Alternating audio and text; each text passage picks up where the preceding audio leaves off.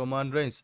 तो दोस्तों आज हम लोग एक्सप्लेन करने वाले हैं कि आज की स्मैकडाउन में क्या हुआ। तो आज की स्मैकडाउन में माइकल कोल और ब्रॉक लेसनर के बीच एक भयानक सा इंटरव्यू होने वाला था। तो माइकल कोल को ब्रॉक लेसनर ने उठाकर रिंग के अंदर पेश किया। उसके बाद ब्रॉक लेसनर अटैक करने वाले थे माइकल कोल पर, लेकिन पीछे से यहाँ पर कोरी ग्रेव आ जाते हैं और ब्रॉक लेसनर को रोकने की कोशिश करते हैं। लेकिन दोस्तों आपको मालूम ही है कि ब्रॉक लेसनर को आज तक कोई रोक नहीं पाया।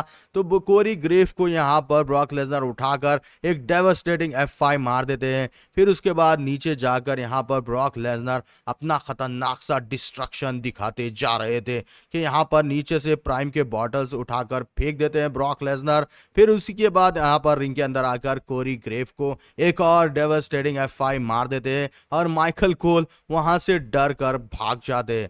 तो इसी के साथ ये स्मैकडाउन की शुरुआत होती है। फिर उसके बाद हमें दोस्तों पॉल हेमन और ब्रॉक लेसनर के बीच एक अलायंस बनने को नजर आ रहा था कि यहाँ पर पॉल हेमन आकर अनाउंसमेंट करने वाले थे कुछ कि यहाँ पर पावर रेंजर्स, हमें इस रेसलर्स के नाम तो नहीं पता, कि पावर रेंजर्स टाइप के रेसलर आकर ब्रॉनसन रीड और ब्रॉन ब्रेकर को एक 2-on-2 टैग टीम मैच के लिए चैलेंज करते हैं। लेकिन दोस्तों यहाँ पर भी रिंग के बाहर पॉल हेमन ब्रॉक लेसनर या सेथ रॉलिंस से कुछ सीक्रेटली डिस्कस करते हैं। तो आने वाले वक्त में हमें ये सीक्रेट डिस्कशन के बारे में देखने को मिल सकता है। तो यहाँ पर ब्रॉनसन रीड और ब्रॉन ब्रेकर ये न्यू पावर रेंजर टाइप के रेसलर्स को डिस्ट्रॉय कर देते हैं, लेकिन ये पावर रेंजर्स कुछ अच्छा धमाका दिखाते हैं इसके मैच के अंदर। लेकिन कुछ समय के बाद यहाँ पर ब्रॉनसन रीड और ब्रॉन ब्रेकर स्पीयर और सुनामी के साथ यहाँ पर इस पावर रेंजर को डिस्ट्रॉय कर डालते हैं। फिर उसी के बाद यहाँ पर हमें खतरनाक सी सुनामी दिखने को मिलती है और इस मैच के विनर हो जाते हैं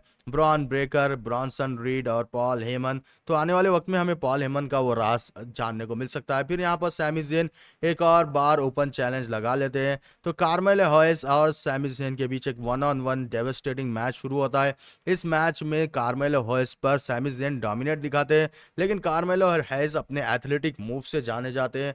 तो सैमी ज़ेन पर अपने एथलेटिक मूव्स पर मूव्स लगाते हैं, जिसकी वजह से इस मैच का मज़ा ऑडियंस को देखने को मिलता है और ऑडियंस इस मैच को बहुत ही ज़्यादा पसंद करती है। लेकिन इन दी एंड जब कार्मेलो हैयस अपना फिनिशर मारते हैं तो सैमी ज़ेन हार नहीं मानते और एक खतरनाक फॉक्स स्प्लैश देना पड़ता है कार्मेलो हैयस को।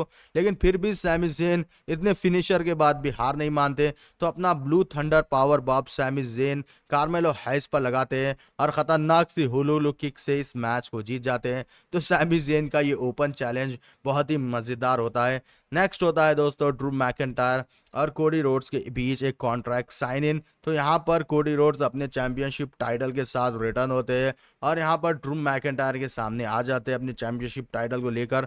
तो यहाँ पर ड्रू मैकिंटायर रिंग के अंदर बुलाते हैं। कोडी रोड्स कहते हैं कि मैं तुम्हें रसल प्लाजा में डिस्ट्रॉय कर दूंगा। तो आने वाले वक्त में यहाँ पर कोडी रोड्स को यहाँ पर ड्रू मैकिंटायर एक खतरनाक सा मैसेज बताते हैं कि हमने मैसेज किया था।